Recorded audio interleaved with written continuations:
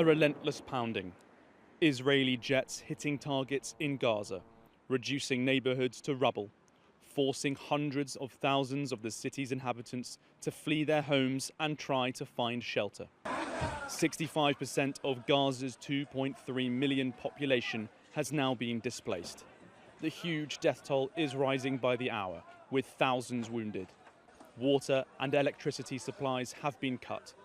The International Committee of the Red Cross says there is still some fuel left to operate generators, mainly in hospitals, but that will soon run out.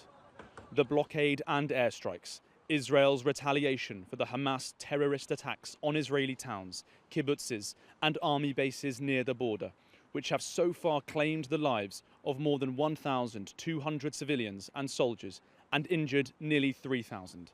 And dozens of hostages taken by Hamas terrorists into Gaza, their fate unknown. With Israel preparing to send in hundreds of thousands of troops into Gaza in a land invasion, allies are calling on the Israeli government to operate by the rules of war and to try to limit civilian casualties. Of course, civilian casualties need to be minimised, and that's what the Foreign Secretary was clear about yesterday. But it is the case that Israel needs to be able to defend itself from these attacks, to rescue the hostages that have been taken and to deter future attacks of the sort that we've seen. As the conflict spirals, the US has sent its top diplomat on a mission to try to prevent a wider war from erupting in the region, while at the same time showing solidarity with the Israeli people. We must stand together, resolved to confront what is worst among humanity with what is best. We must provide an alternative to the vision of violence and fear, nihilism and terror presented by Hamas. As Israel continues to bury its dead, the country is still reeling from the shock of the Hamas attacks, as families try to come to terms with the enormity of what has happened. As details continue to emerge of how Hamas terrorists attacked and killed Israeli men, women and children in their homes, the Israeli president has told reporters that some bodies recovered showed signs of torture.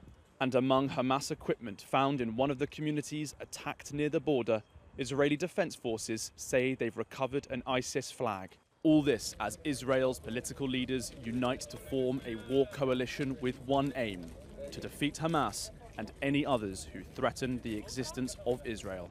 As Israel prepares for all-out war, neighboring countries are trying to find a way to get aid into Gaza.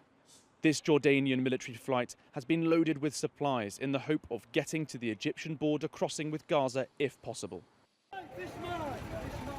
At the same time, there are calls for a humanitarian corridor out of Gaza as the bombardment continues. With the most vulnerable stuck inside the city and having to use schools as shelter, negotiations are intensifying about how to create some sort of humanitarian corridor to allow civilians a safe passage out of the conflict.